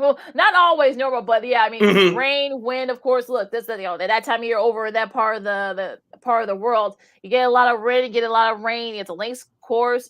Look, you saw what Harman did. He kind of just embraced it. He probably said, look, he actually did interviews in the rain. When he interviewed with Mike Tirico afterwards, in their coverage, he said, no, let's do it, because playing 5 hours in the rain. I mean, that's nothing. So look, it's nothing for this particular. These kind of courses can kind of handle, that type of weather. So that's why they do what they do. Of course, here in the States, I mean, for the most part, they would have stopped it for a little bit. But, back in the UK, and in Ireland, they're like, that's normal for them for that time. Yeah, that's the case here in Chicago in March and April. Yeah, probably. Yeah. So it was just like I said, that's normal for the Open Championship. So don't be alarmed, all of you guys out there. Okay. Don't be alarmed if you saw the rain. You're like, wait, why did they stop no? That's actually normal for a links golf course in those areas. the world. So yeah, it's fine. Don't Yeah, I worry. know it's normal from this time of year, like you said, but they're raining a little bit heavier than normal. I'm just saying. That's what crossed my mind watching it yesterday. I've seen it rain worse than that. So in at the open. So that's actually pretty minuscule. That's actually a drizzle compared to what I've seen. But like it's not weird or nothing like that. It's normal, but it's good to see. Great to see him win. Jason Day, it's good to see him. He had a break. Get a nice little comeback. Tied for second. John Rahm, tied with John Rahm and a few others. That was a nice little comeback by him. Of course, didn't have a great U.S. Open. Rory, still in the top, top 10. Still right there. Just didn't have the holes, and Harmon just was striking the ball and putting like crazy. So that was hard for him. And Max Roma, who is one of those young guys, you Stephen asked some of these young American players. Like he's like I think one of the few guys to actually finish in the top 10 all 4 majors. So you got to think it's only going to be a matter of time for him. So that's a you got to think that he'll time will come. And also to Tommy Fleetwood. He was right there for a little bit. Cam Young, I know that's our buddy Christine Manica's guy. Again, was in the final pairing, had a couple of struggles early on, just couldn't get it going. So a pretty not the best because Harmon pretty much dominated from mid Friday on, but look, it was a nice finish up for some of the guys behind him. Henrik Stenson, good to see him back in the top 15 again. Xander Schauffele, good to see him back in the top 20. I know Scotty Scheffler had a nice finish after a rough first couple of days. So so really solid outside of Harmon, but it was a solid setup year round. Yeah, hopefully, like you mentioned, some of those names you just mentioned, hopefully a couple of them, especially the young ones, can step out in the crowd and become the new face of golf. Of course, not everybody has that Tiger Woods personality, but you have the makeup to appease not just your core audience, but get people like me to watch your event. They're casual viewers.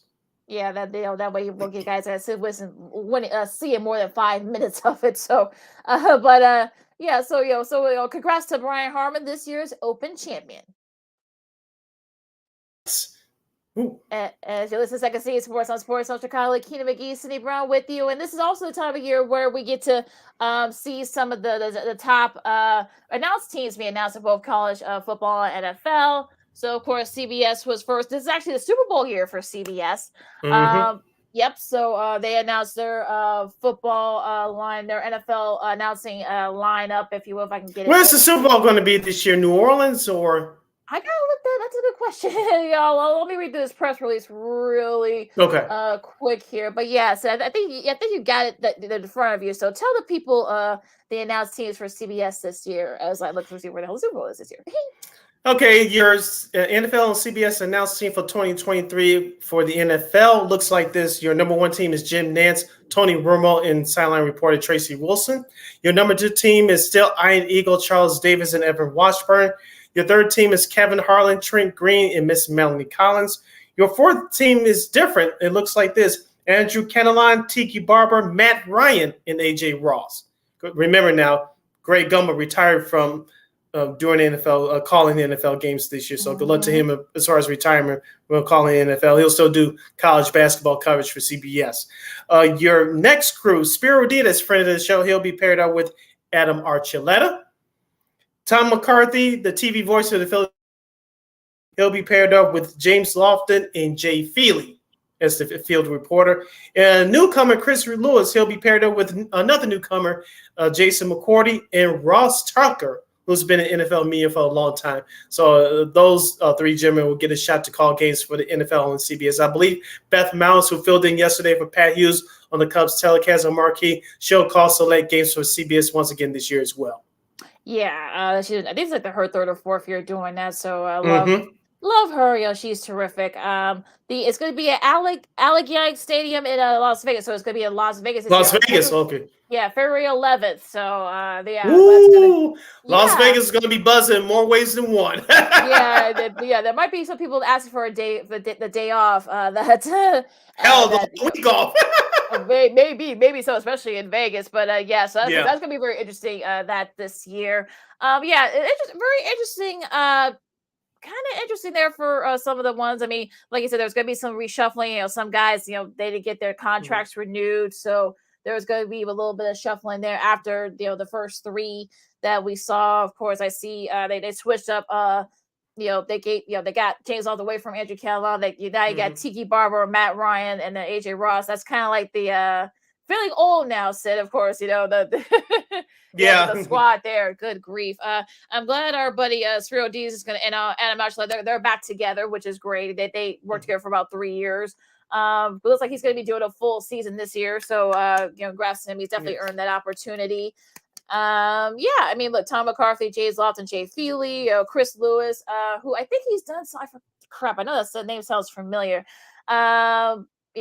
It's actually going to be it's going to be interesting to see what they do. Chris Lewis and Jason McCourty and Ross Tucker. That's going to be a very interesting trio there. They're going to be doing some select games, of course, when CBS has double headers and whatnot. So that's going to be interesting too. And little representation too on the game report. Of course, Amanda Renner, she's back. Aditi, good Lord, I can't say. I've been a fan of her for years. I can't say Aditi K. I'll call out as I call her because I can't say her last name. Tiffany Blackman, of course, she's a veteran over at ESPN. Amanda Guerrera and Justin Walters. So you're gonna be seeing some nice little mix of old, and of course, Gene Steratore, of course, the game analyst there, refereeing, who does a great job.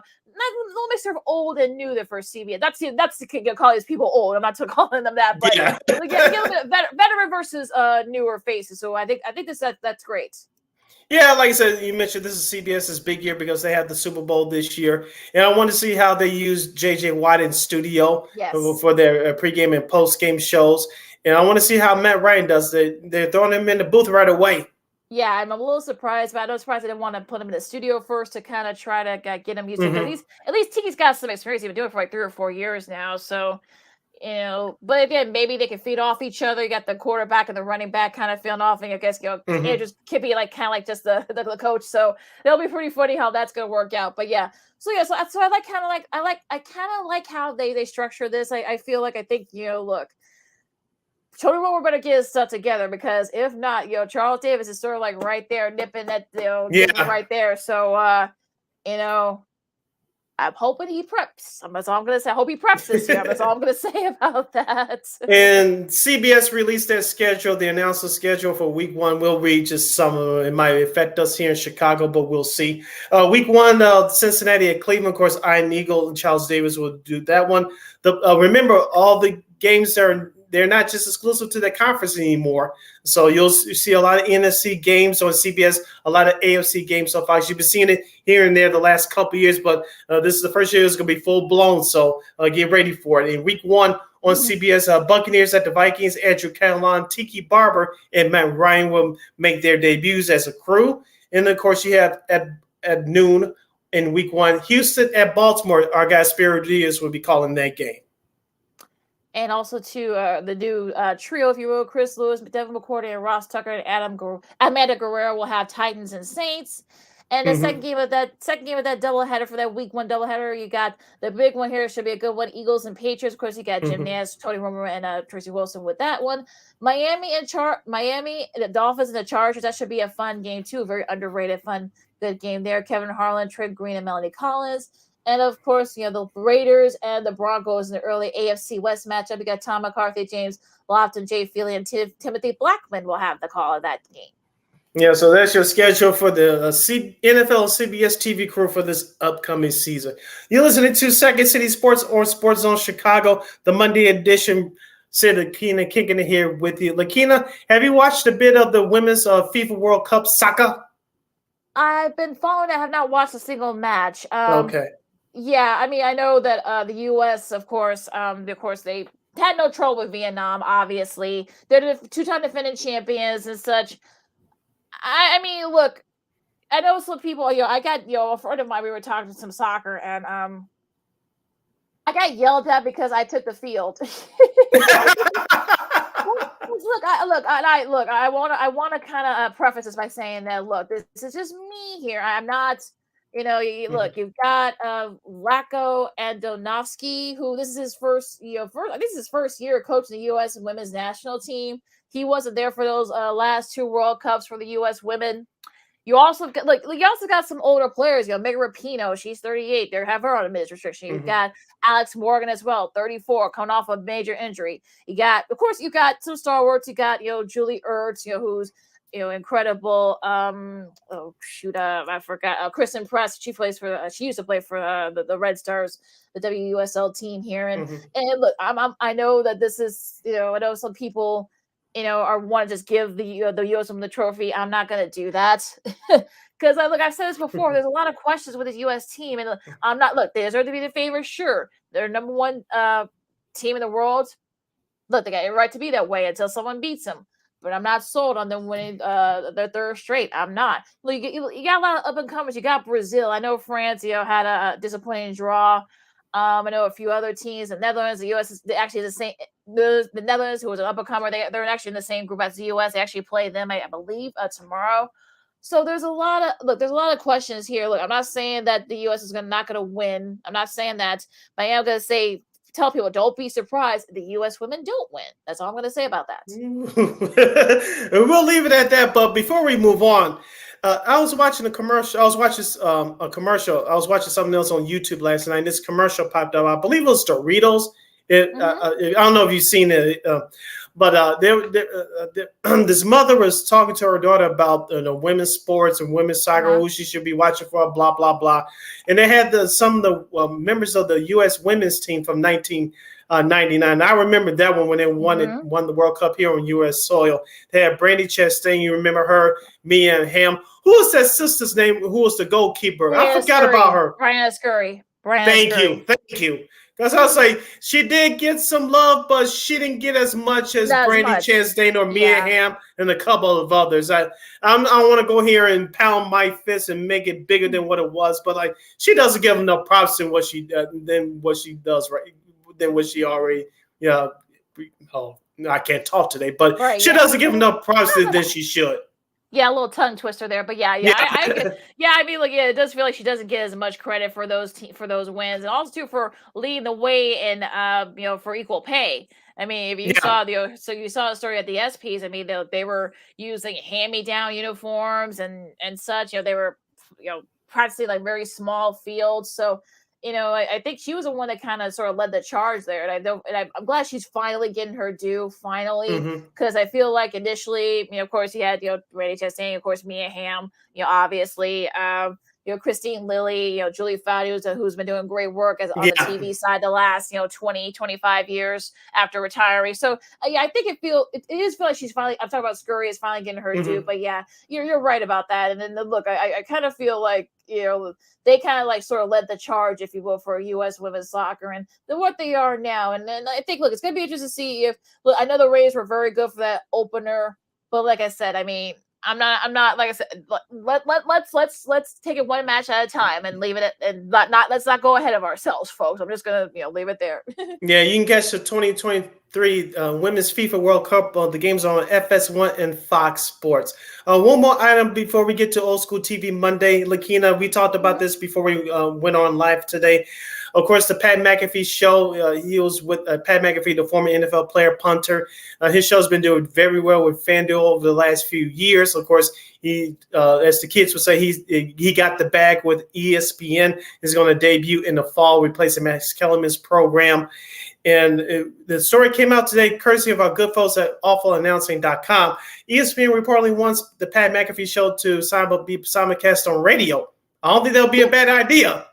Well, you just can't curse, but outside of that, I don't think it'll be a bad idea. That's going to be the thing where he can't swear. I'm sure he knows that. So I'm hoping that they need a flagship to kind of revitalize the ESPN radio, because after Mike and Mike, it just they really haven't had anything. They tried a couple of shows, it didn't work. I mean, they need something. Like we said, they need something to kind of get it going again. And I know that terrestrial radio is not, the thing or not the norm anymore, but they need something. Of course, they still got the entity, so I'm sure that they can kind of try and get more people to tune in, probably get folks to tune in. So we'll see. Yeah. Any other news nuggets and tidbits? Not at the top of my head. I mean.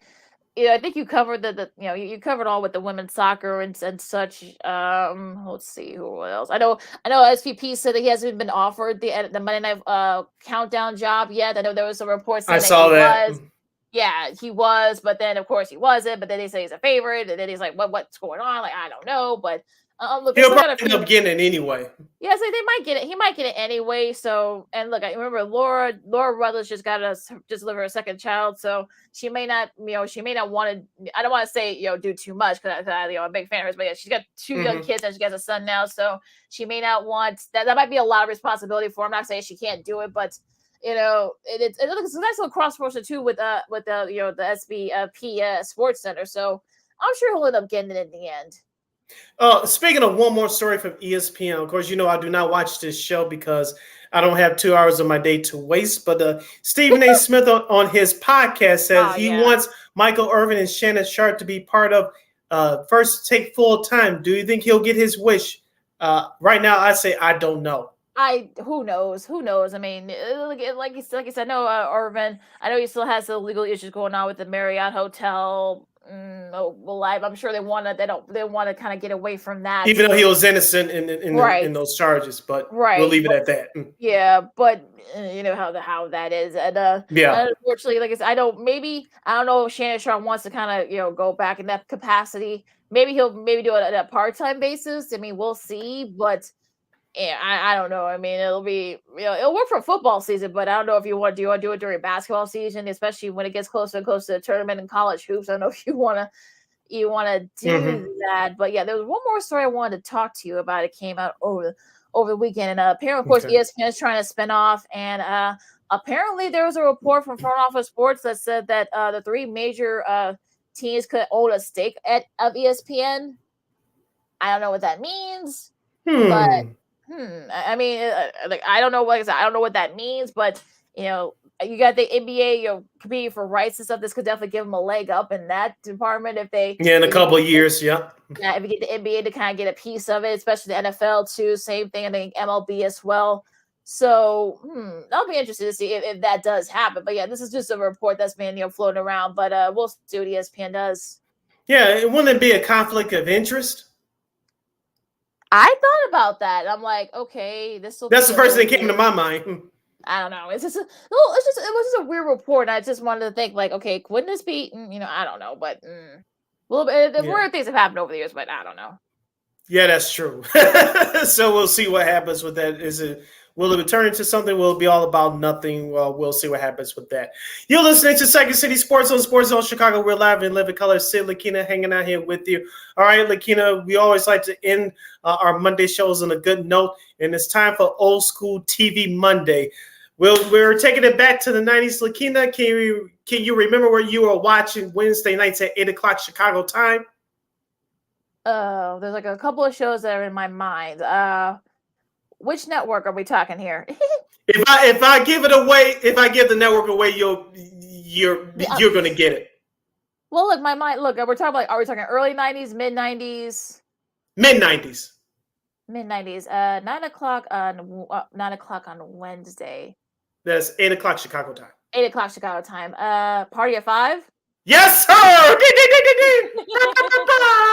That's right. So we're gonna salute. Today, Fox's American teen and family drama series, Party of Five. It was created by Christopher Kaiser and Amy Lippman that originally aired on Fox for 6 seasons from September 12th, 1994 until May 3rd of 2000. The series featured an ensemble cast led by Scott Wolf, Matthew Fox, Nev Campbell, and Lacey Chabert as Claudia Slinger, who won with their baby brother Owen, played by several actors. Constitute 5 siblings who the series follows after the loss of their parents in a car accident. Notable co-stars including Scott Grimes, Margot Gorgian, Jeremy London, and Jennifer Love Hewitt.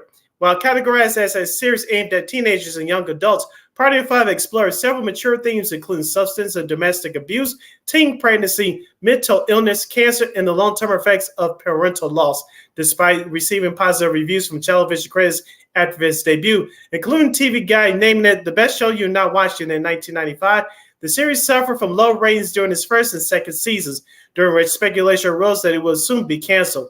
In 1996, Party of Five won 5 Golden Globe Award won the Golden Globe Award for Best Television Series in the Drama category, after its ratings and popularity grew from the majority of the remainder of the series. And Spano, starring Jennifer Love Hewitt, debuted on the network in 1999, called The Time of Your Life, which was canceled after 1 year.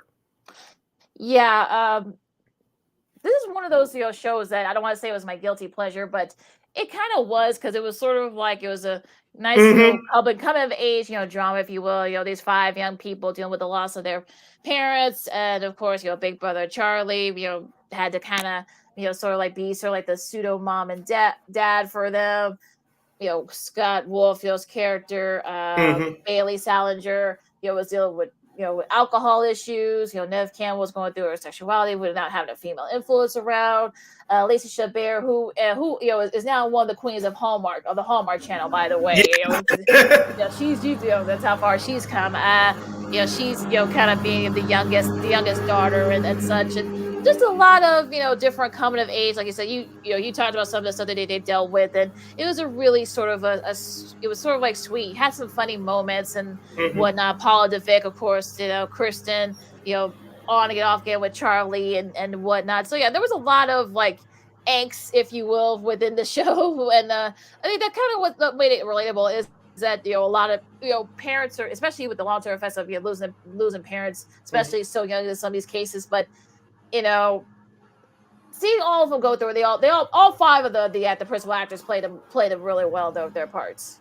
Yeah, and also too with that cast, all of them went on to do great things after Party of 5 as well.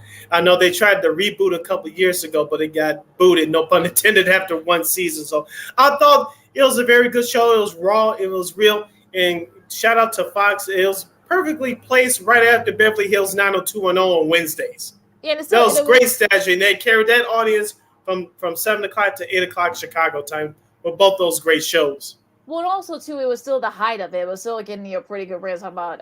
So it was very smart, strategic programming strategy there by Fox, and I think, like you said, I mean, it's definitely one of those great shows that kind of sort of like definitely, like I said, one of those shows you probably shouldn't admit that you watched, but you kind of did because you want to see what the Salingers were going to be doing and some of the various things. Like you said, they dealt with drinking, they dealt with cancer, they dealt with abuse in the relationships and whatnot, and puberty. Poor Claudia had to go through puberty basically by herself. Didn't get a lot of help from her big sister Julian, and she couldn't talk to her 2 older brothers. Right. So but it was definitely interesting. You probably say that maybe it was I think after, I don't want to say it jumped the shark in those 5.5 seasons it was on, but it kind of felt like after that, I know, but it wasn't until Jennifer Love Hewitt, her character, came on. That's kind of when the show started like really taking off. Her and Sarah, who she played, and Bailey, their couple. I still say they should have ended up together, but that's a whole different conversation. But it was definitely one of those shows that sort of like, definitely very relatable and all that. So it was very sweet and such, and just a really great show. And I'm glad we're giving it this to today. Yeah, as I was watching MTV Rock and Jock over the weekend, I saw Scott Wolf's face. I was like, "That's right, he's from Party of 5," and that's right. I was like, "Let's give this show its due while we can, while it was on my mind." And in popular culture, Party of 5 is credited with moving televised stories about and targeted at young adults away from the soap opera genre and helping to make the medium safer for the more realistic teenagers, and which set up shows for later in the decade like Dawson's Creek, Freaks and Geeks, Friday Night Lights, and the Gilmore Girls. Definitely paved the way for those kind of shows, and plus, dealing with consequences. Yes. It wasn't like back in those sitcoms where you do something wrong, and it was all wrapped up after 20. Well, actually, back then it was like 26 minutes or something like that. It was wrapped in a nice little bow, but then they had to deal with the consequences of some of their actions. So that really, I think, because it was realistic. So that definitely kind of helped it in that front. And of course, Charlie had a sister. Well, I forgot, Tamara Taylor. I think that's the name of that he dated for a little bit. I'm talking about Charlie did, and it was like I said, it was definitely one of those shows that really kind of like hit home for a lot of people, and it was definitely dealt with a lot of various issues and whatnot. So that was definitely a show that kind of really struck a chord with a lot of younger folks. Yes, and then Charlie, him and that girl had the baby toward the end of that series too. Somebody had I forgot. Crap. You know how long it's been? I haven't seen it, but yeah, somebody had a baby towards the end. I forgot who it was. I know Bailey took care of someone who had a baby. Yeah, I think they did. I think did he and Kristen have a baby? I forgot. I haven't seen the episode of Part 5 in a minute, so I can't tell you. So it's been a while since I've done, but I don't know. Yeah, I think somebody did have a baby, but yeah, I mean, it was like I said, I think kind of jumped the shark. I guess I know they try. I know Freeform tried to do a newer version with Hispanic characters, which I don't know why they felt they had to do that. I don't know why. Yeah.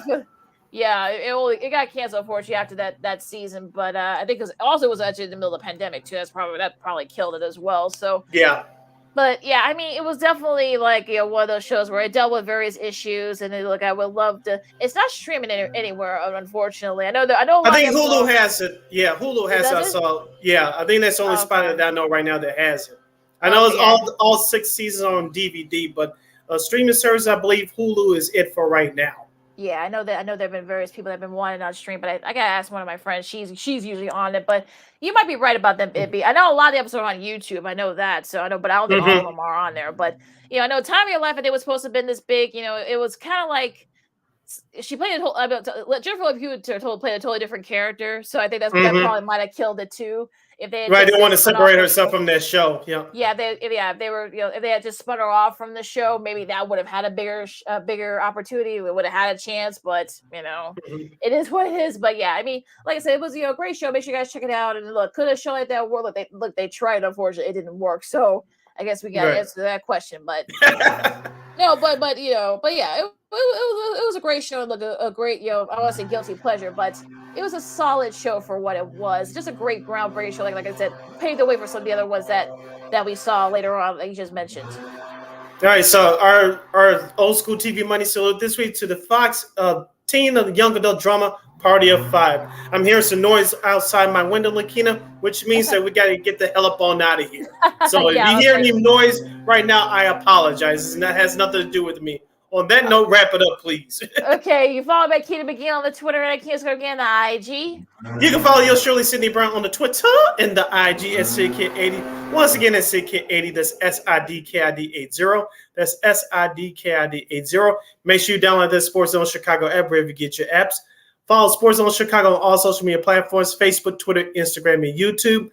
Don't forget to subscribe to our podcast as War Media Podcast, WARR Media, PODCASTS. We are available on all podcast platforms, including the iHeartRadio app. And while you're at it, please give War Media a follow on all social media platforms: Facebook, Twitter, Instagram, and YouTube at WARR Media. And thank you very much in advance for your support.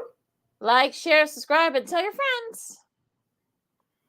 And don't forget, you can catch Second City Sports and all of our other great programs on Sports Zone Chicago. Sports Zone Chicago is available on Roku TV. Okay, of course, you also catch Second City Sports every Monday and Friday from noon to 2 p.m. Central Standard Time right here on Sports Zone Chicago. And once again, every Monday, every Friday on Sports Zone Chicago. We're going to have some great stuff coming up with football as it approaches. So hopefully we'll have some great guests to talk about that for both college and the pro side. So Sid, I think we covered pretty much everything. So enjoy all the sports, enjoy the baseball. If you're in the Women's World Cup, enjoy that too. Some of the other sports that are going on right now. And for Sid, I'm Lakeem. This is Second City Sports on Sports Zone Chicago, and we'll see you Friday. For those of you going to the Crosstown Classic, both Tuesday and Wednesday, behave yourselves. Do not do anything stupid, even though both teams are playing bad. I'll be out there tomorrow. If you act a fool, Sid will give you the Bill Lane beer boot accordingly without going to jail, of course. But until Friday, go Sox. Holla!